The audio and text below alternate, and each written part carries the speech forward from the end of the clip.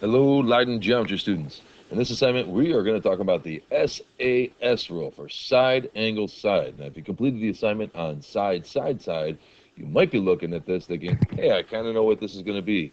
And you'd be right. It's exactly what you think it's going to be. But first, a quick recap.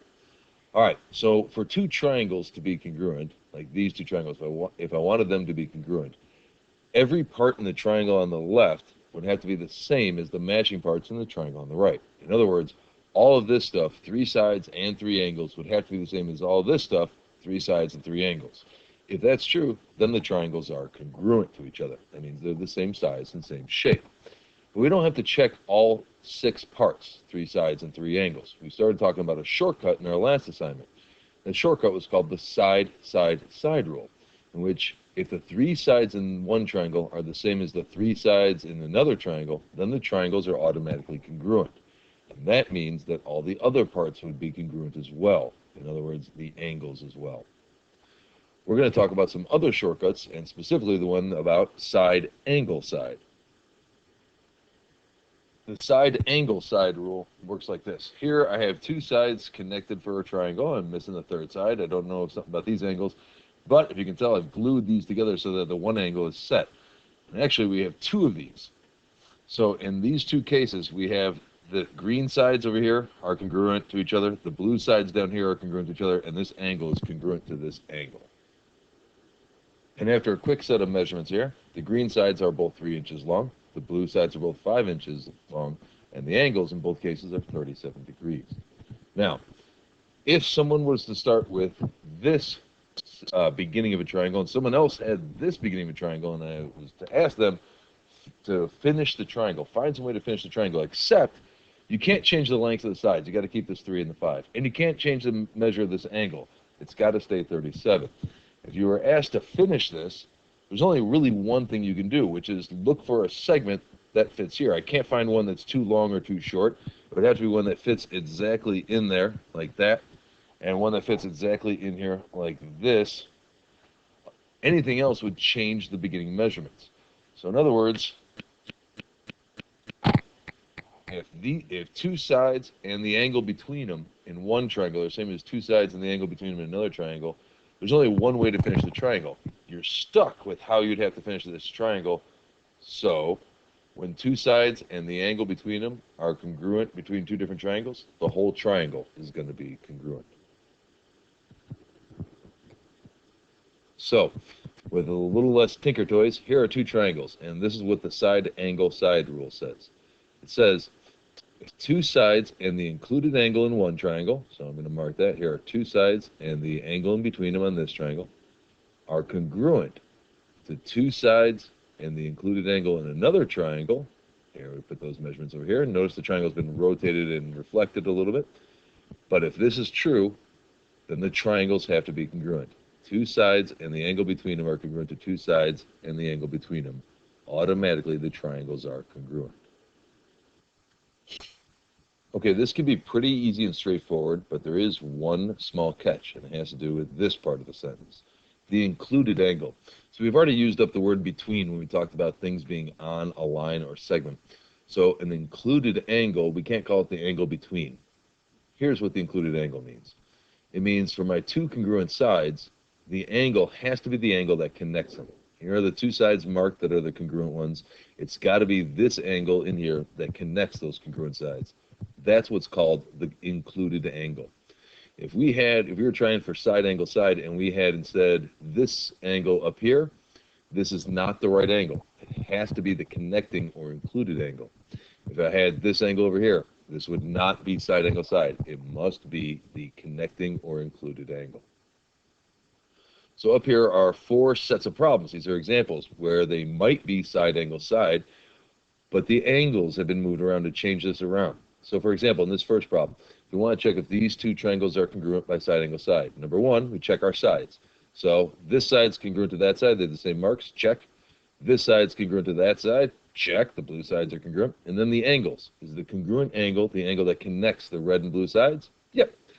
So this is an example of side, angle, side. For the problem on the top right, if we compare these, if we check our sides first, this side is congruent to this side, check, we got that. Okay, then we got these blue sides are congruent to each other. Check. Now, is the angle, is it the included angles? Is it the correct angle for side angle side? No, it's not. That means this one is not side angle side.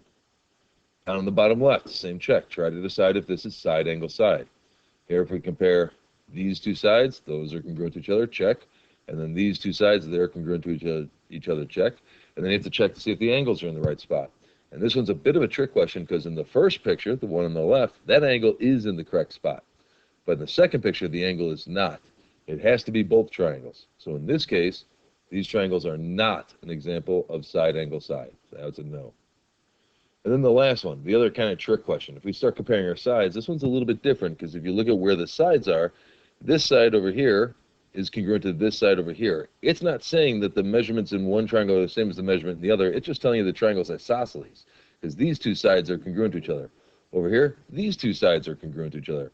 And while the angle's in the right spot, we don't have congruent sides in the different triangles. So this one is also an example of not side angle side. So here are 5 problems, and all we're trying to do is decide, is it an example of side angle side? And actually, number 5 has a trick to it. We'll talk about that one. But the first 4, 1, 2, 3, 4, you should be able to decide if they're side angle side or not. Okay, problem number 1. If we compare our sides, let's see here. These two sides are congruent to each other. These two sides are congruent to each other. Here are the congruent angles. Are the angles in the right spot? Yep. Number 1 is an example of side angle side. For problem number 2, we got these two sides congruent to each other. We have these two sides congruent to each other and these two angles. Are the angles in the correct spot? Are the angles the connecting or included angles? No, they're not. So number 2 is not an example of side angle side. Problem number 3, if we start comparing our sides here.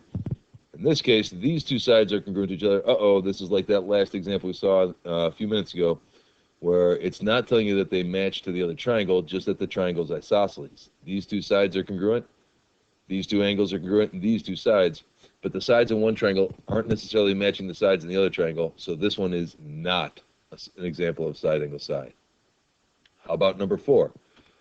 Well, in number 4, we have these two sides congruent to each other, we have these two angles congruent to each other, and these two sides congruent to each other. So we have to check to see if the angle's in the right spot. Yes, it is. This is an example of side angle side. Problem number 5 is a bit of a trick question, but it's something that you're going to see a lot. It won't be a trick question for long. This is something that you'll be getting.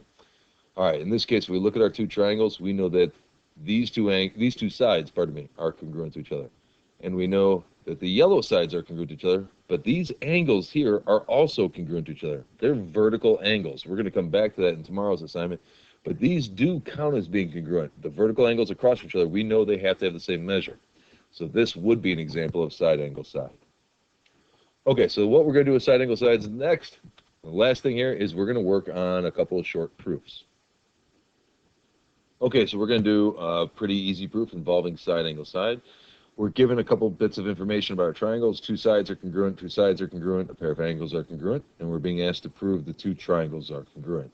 One of the keys here is we have a picture, so what we'll start with, like in the last time we did a proof, is start marking up these triangles, the picture, with the given information. So step 1 in this case, we're told that segment AB is congruent to segment WF, so we put a tick mark representing that. Then we're told segment BC is congruent to segment WG, put in tick marks representing that. Finally, the third piece of given information is that angle B and angle W are congruent. If we put those marks in, then we look at our triangles and we can see these two, this is an example of side angle side. So these two triangles will be congruent by side angle side. And that's what we're trying to prove, that the two triangles are congruent. So the proof is just to take all that information and write it out using words. So step 1, what's the first thing we did? We started with the given. Segment AB is congruent to segment WF. And what was the reason for that? It was given to us. The second line in our proof, the second mark we put in our picture, segment BC was congruent to segment WG. What was the reason for that? That was also given. Finally, our third line, what are we going to put for the third statement? And the third reason, well, our third statement, we have angle B is congruent to angle W, and the reason for that is also given. Lots of given. This will be the last of our really easy proofs. Finally, now that we had all these marks in the picture, we knew these two triangles were congruent by side angle side. So our last statement is to say the two triangles are congruent, and our reason is side angle side.